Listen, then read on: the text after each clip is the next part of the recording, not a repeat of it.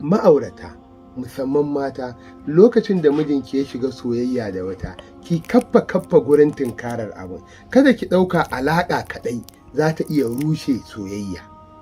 Mun gani yau da gobe ta nuna mana da yawa daga cikin mutane sun yi aure ba a san ran iyayensu ba, mata da maza, tare da an san su da girmama iyaye da biyayya ga iyaye. To saƙon a takaice shine, duk lokacin da wani ya shiga wata soyayya da bata yi muku ba, kada ku dinga ganin girman alaƙarku ku ga kuma ya isa ku sa ya yi ko ya bari.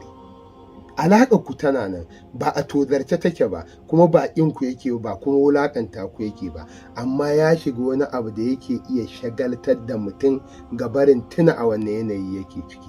Misali da ake yawan bugawa shine Imra'atul Aziz, wacce aka ba rikon annabi Yusufa, sanda ta jarabu da sansa sai addini ya siffanta da cewa shagalat ha hubba, so ne ya shagaltar da ita. Mutuniyar kirki ce, ta gari ce, mai kamala ce, wanda daga ƙarshen Issar ta faɗi maganganun da za a gane ta gari ce, amma lokacin da ta nemi annabi Yusufa so ya rufe mata ido. So da haka lokacin da wani naka ya shiga harkar soyayya, kafin kai faɗa da abin, ku fara tsaya ka ga a wane matsayi yake, sai ka gano da dabara, ƙarfi ne ko dabara ko wayo za a yi amfani da shi gurin raba shi da abin da yake so. Lokacin da matan gari na cikin annabi Yusuf, kissa annabi Yusuf, suka zargi Imra'atul Aziz, ai take gogaggiya ce, sai ta jawo su cikin soyayya, da su ma suka zo suka shiga san annabi Yusufa, sai suka makance suka yi abin da ya fi nata. To da yawa iyaye sukan shiga faɗa, amma shi ma uban da zai shiga wata soyayya ya samu wata 'yar shekarar 50, 60, 70, da zai samu wata gogaggiyar bazawara dan sauta ga wawa ko sakin wawa, in ta fara lila shi ko wata yarinya ma gogaggiya, sai ka ji an ce an saka baban su wance wallahi status. Yan za ta tura shi ya ga zai iya sadaukar da iyalinsa a kanta.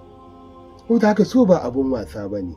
Da Allah makusanta ku tausayawa wani naku da ya shiga soyayya, kuma ku kaucewa shigar da alaƙarku a matsayin abin da zai sa wa soyayyarsa birki.